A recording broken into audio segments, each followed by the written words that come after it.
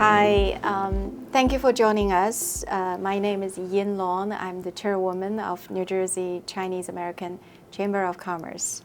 We are sitting here with our Dr. Edward Gore and one of our board of trustees, Ms. Ansso Wang. Ansso, talk a little bit about your position at NJCACC. Sure.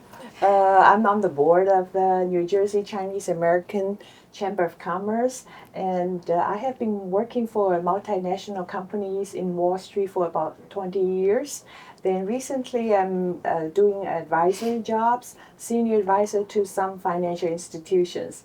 I really enjoy on the board of the NJCACC, and our goal and commitment to help the commerce and entrepreneurs in New Jersey has really been developed very well. And so glad to interview Professor Gore today. Thank you. Professor, if you happen to look up Dr. Edward Gore on Google, you will get pages after pages, all the achievements. But without further delay, we would love for you to share some of your trials and tributes and your achievements with us. Yeah, thanks very much, Ansso. Thanks so much, Yin. And it's truly a pleasure to be interviewed today. And then you guys asked me to talk about myself, and I thought it's actually pretty difficult. So I was growing up in China, and then I went to Beijing for undergraduate studies for many years. And then I continued to graduate research work in China. I come to States 1988, many years ago. And then I went to school at Harvard, MIT, and in biomedical engineering. So my field is biomedical engineering, which is an intersection between biomedicine and engineering.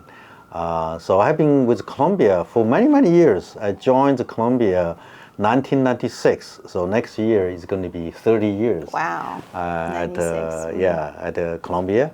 And then I was one of the few founding members of the new department at the time, Biomedical Engineering Department. So the department was founded by Wang Mao, who is also a Chinese American, officially in 2000. So, and then 2020, when I was department chair, actually we were going to celebrating the 20th anniversary in year 2020. So that's very special, because the 20th year anniversary on year 2020, you're never going to have that one again. Right. But of course, you know the story of COVID. So I've been in Columbia for a while, growing up with essentially this department as a young assistant professor, and promoted to associate professor with tenure, full professor, and endowed professor.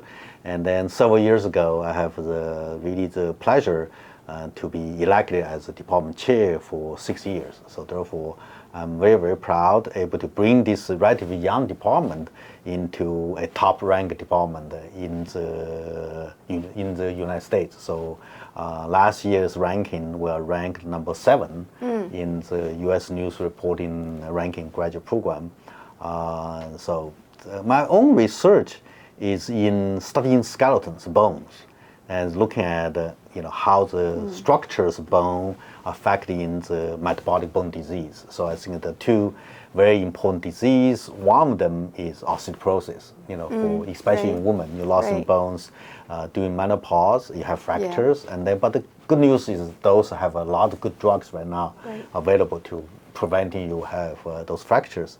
And then another thing we are focusing right now is osteoarthritis. So that's a disease actually is affecting a lot of people. Right. And then right now we don't understanding what is the cause of this devastating disease, and also what would be the disease modifying treatment you have. You have a surgery, replace your joints, but that's for short term. Long term, you need to really working on that. So I'm very interested in how using the bone approach, because you lost in your shiny cartilage in your knee joints. You feel painful. But I think that we believe is underlying is bone. So therefore, I can talk more about my research. But in the past 6 years, I think, we really, in the whole world in here in the United States, affected by certain development geopolitics. So one of them is the China initiative affecting hundreds of professors here in the US. And also during the COVID, with anti-Asian hate is so apparent everywhere. So I've been involved in how the Asians should working together. So involving, I formed the Asian Faculty Association at Columbia University, and then also recently has been involved with the Asian American Academy of Science and Engineering. I think that's actually what I'm very passionate about. Besides my research, is how the Asian Americans should be really united and do more. And really also very passionate about it, have the next generation actually to involve in the American politics. I think what we need, we have tons of engineers, tons of scientists, and also tons of businessmen, businesswomen. We have a lot of them, they're very successful. But what we need is really have the first Chinese American senators, for example. Now in New Jersey, we supported as well Andy King as the first, Korean American senator. I think we need a lot of Asians involved in politics. I think that's really, most important features in here. But I'm very glad to chat with you about how the commerce and the university actually come working together.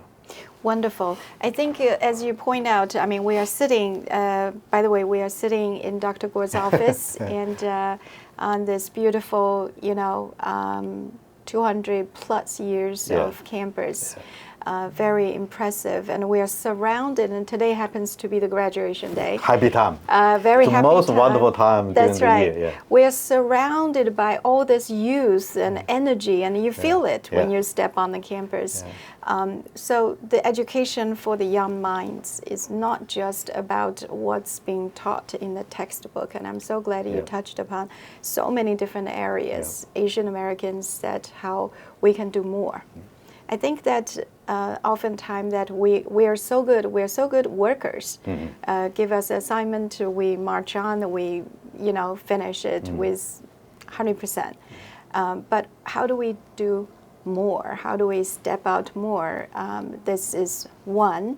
And the second thing is really why? Why participate more in politics? I think the policy really shapes everything that reaching our life.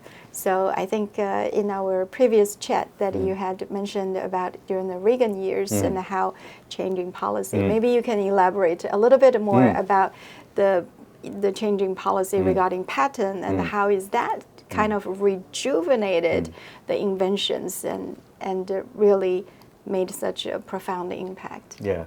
So one of the very important thing, I think we need to look at two sides. One side, I think a lot of Asians are very reluctant to seeking leadership actively, right? Because there is inherently we do not want to be sticking our head, next out. In Chinese, we say 枪打出头鸟. 出头鸟, yeah, 枪打出头鸟. You don't want to stick your leg out. I think that's what we should do, is actually begin very, very young to say we should, in any profession, and we should become the leader. I think that's what people driving for. And second one, of course, really just we need to really very forcefully tell we Asians, Americans are fantastic leaders, right? There's no difference between Asian American and Caucasian Americans, right? Because Asians and China has a long, long history. They must have some leaders, right? Such that the sovereign now is a country. So therefore, I think leadership, that's something we need to struggle for, because the stereotype of leadership feel Asian American, especially Chinese American, they feel you do not have leadership. And then I personally, in my professional societies, and then I have good friends who are leaders, my professional societies, and they told me to my face, say, your Chinese are very good at research, there's no question about, but you like leadership, But I just fighting back immediately. I say, excuse me, what are you talking about, right? I think that's something we have to be very encourage ourselves to begin to seek out the leaders. So that's one of the things we're very happy is the Asian American Academy of Science and Engineering. We have the summer academy for high school kids, and they have been involved in both Stanford and Princeton, and this year is MIT. It's the leadership panels, and then we want to have the next generation thinking about the leadership. Then they realize, oh, leadership can be everything, right? And then why should get involved in the politics? I think in U.S. it's very, very important, right? The people in front, really can change our life. Is really those people in D.C. making the policies, making the laws, right? So as we was chatting about the patterns, right, and why the certain thing we're doing right now affecting the innovation of the whole world, not just U.S. and China, is putting restrictions on the technology. I would say the U.S. government, actually, a lot of people do not know, U.S. government used to own patents, right? Because if my research is supported by U.S. government, the U.S. government used to own patents. But in the Reagan time, they actually found out those patents just sitting there in some office in D.C., nobody's look at them, right? And then they say, okay, well, let's return the patents actually to the university, to the inventor themselves. And then that's really changing the landscape. And then that's really the innovation, entrepreneurship starts, right? So I think the one thing we, in the currently doing the geopolitics between China and U.S., I think one thing we hurt in U.S. is really loss talents to China, and also as well to Europe as well, right? Another one is affecting the innovations, because there actually a lot of new innovation come from China right now. I think we're missing the chance to be able to actually learn from each other. Absolutely. Professor Guo, you've been an excellent president for AAASE, and Professor Guo set up these summer academy for the high school students, and I have so many friends attended, and it's a very successful program in Princeton, MIT, and Stanford. And Professor Guo also has a lovely family. His wife is a very senior executive in Wall Street financial institutions, and two lovely sons, whom I met, and very outstanding, amazing family. So we congratulate you for your achievement in your family life too. So now I'd like to find out what's your plan for your retirement. But you had mentioned that professors don't retire. So that's why I believe you'll probably continue to work.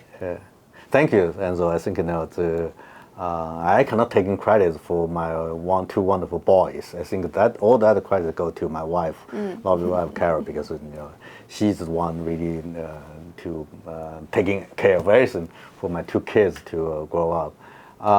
So very interesting question, because at first I saw that question, I say, okay, maybe should not respond to that question because it's not relevant to us. But then I thought probably a lot of people do not know. The professor actually do not have retirement age. But you're not surprising, found the professor has been working continuously into the age of 80s and 90s. That I also interestingly thank to President Reagan. And so that's why Reagan is a fantastic president. Because in that time they passed a law such that you cannot have age discriminations. So therefore in education institution, now by law, you cannot set up a retirement age.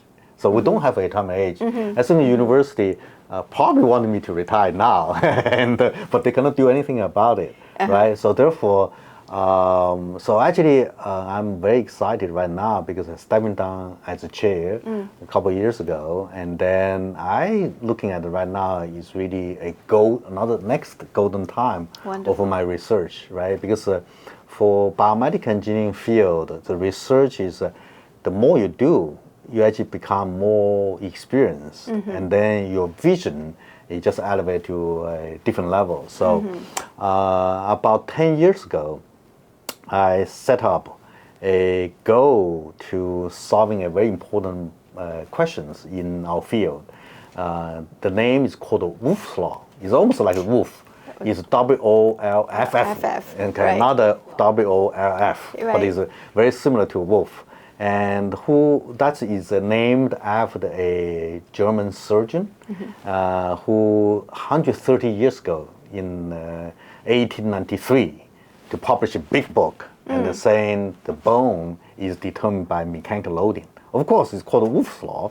Why that one important? But that's actually determine all the skeleton in your body how to respond, right? So therefore, it's related to how osteoporosis is, osteoarthritis, and all different kind of malfunctions in skeleton, right? It's very important because mechanics is very important. For example, you send astronauts to space, they're lost in bones, right? And then when you're aging, you not have appropriate bone is related to this one. And then we talk about Wolff's law, and then nobody knows what's the mystery behind the Wolff's law. So 10 years ago, I made this determination with my students, say, let's solve this Wolff's law. And so I was time actually I don't have this one anymore, but I used to have one. Is like it taken 10 years making a sword, right? 10年磨一剑. That's right. Right. 10年磨一剑. And so I'm very happy. It's almost 2015. That's I was sitting in this office, decided to do it. But I have to say, these two, we're actually very, very close. So therefore, we're actually very at the verge, really making a discovery. Is the big picture how this Wolff's law is working in the molecular and cellular level. I think the next 5 years, I'm going to finish that job because it's taken another 5 years essentially to get all the details of how, which cell, which molecules exactly working. So you can see that's what I'm very passionate about right now. And then another thing I said is I have been recently working on osteoarthritis, the knee problem, the hip problem. And then we have a one funded research going on now to look at how the bone changes in those ones. We believe actually it's bone disease. Okay, don't hate me. When you're studying cartilage, you're going to hear what I'm saying that. But I hope is within another 10 to 15 years, we actually going to come out with treatment based on what I understand for the bone. I think that would be tremendous potential. So our goal is, for example, right now, for a lot of very young people, they're very athletic, they participate in a lot of sports, and then a lot of young people torn the ACL, the anterior cruciate ligaments. And the one with the problem with the ACL tear is you can repair it, but more than 70% of those people, they will have a early osteoarthritis within 10 to 15 years. So my hope is in 10 to 15 years, we actually can find a way treating those patients such that they do not need to worry about that they will have osteoarthritis. So I think that's what I'm pretty excited about. And then of course now I'm continuing to be passionate about next generation Asian Americans to how to help them, either getting science, engineering, or just the leadership. In light of everything you're doing, I don't think there's a retirement date for you. You missed that 2020 for 20 years anniversary. We're looking forward to 2040 for 40 years anniversary. But I think everything you have mentioned really, I can only think of one word, which is passion. It's very clearly that you are passionate about what you do. Someone once told me retire, the word means you getting tired repetitively. So who wants to retire, right? So for you that to really pursue something that you love, and it's so evident just how passionate and committed that you are to various subjects. And as you said, in biomechanics and the more experience that you have, really putting you on a much higher level, that from 9,000 feet up, that you can turn around and lift more and more people up, which I'm just so grateful that we are hearing, all this wonderful things that you are doing. And a word to our audience is, for those who are suffering arthritis, just hang on tight. Another 5 years, another 10 years, there will be a solution. That's our hope. Yes. I'm pretty confident. Yes. Wonderful. And thank you. And The next topic, I want to kind of shift the topic a little bit and talk about the chamber. You know, the chamber, the purpose of the chamber really is to enable. We wanted to enable our members and the extended members to help them to mingle into the mainstream. That's really, and the mainstream is so broad, right? Whether it's arts, it's music, it's science, it's business, we just want to enable our members. From where you are at, how do you see chamber building a stronger connection to the community? We do seminars, we host gala, we putting people together. What other areas that you see that we can do better and we can do more to really connect the business with science? Yeah, I think I'm not a business person, right? So therefore, I don't know how to make money. But I was just looking at the current situation with geopolitics right now. I think business people in New Jersey, I think it will be benefited from actually know a update of really what's current, this geopolitics and then tariff situation. I think that's very, very important because I think right now is really an uncertain period of time. I think for me, I think the lot of opportunity now is for the commerce to really holding a webinar, holding in-person events, have really top economics and China and American, U.S. experts to talk about really what is going on, right? When this tariff is going to end, and then what kind of situation will be there. I think that's very important. So that's one point. I think I'm pretty sure you guys are thinking about how to helping your people in New Jersey to overcome this uncertainty. Second one is actually there are major universities in New Jersey and close to New Jersey, right? Yep. Princeton University, Rutgers University, and then Columbia University, and then going to north to Yale, the many university around. And in the city, they also have Cornell University medical campuses in here. So I think there is a tremendous potential to getting the professors from university with the business people in New Jersey. And then just like you can have few, two sides have the, some few speakers, have events, saying something, and then have social gathering. I think that's actually going to generate a lot of activities. I think even for Columbia Asian Faculty Association, I think they will love to co-host some receptions with the Commerce, New Jersey Commerce, and then to really get to know each other. And then another one is with those kind of collaboration, I think the next generation, I think it's really very attractive, right? Yeah. So I think you can participating in working with several, for example, Princeton Academy in the future to working with those different summer programs and then actually to promoting your association as well as providing your members, kids, to opportunities to involve in that. Yeah. Absolutely. Yeah. We currently have discounted membership for all the college students. Yeah, I saw that. We also have like car insurance companies that join our chamber that they provide discounted fees wonderful. And costs to the younger generation. So this has been very, very productive. Yeah. I'm sure that our members and our audience will find this conversation being very relevant in today's age. Yeah. Thank you for your excellent advices for these, summer camp and also academy and coordinate collaboration with Princeton, Cornell, Columbia, and MIT and Yale. Yeah. So that's very important. And based on your network of all the professors, we really appreciate your, excellent advices.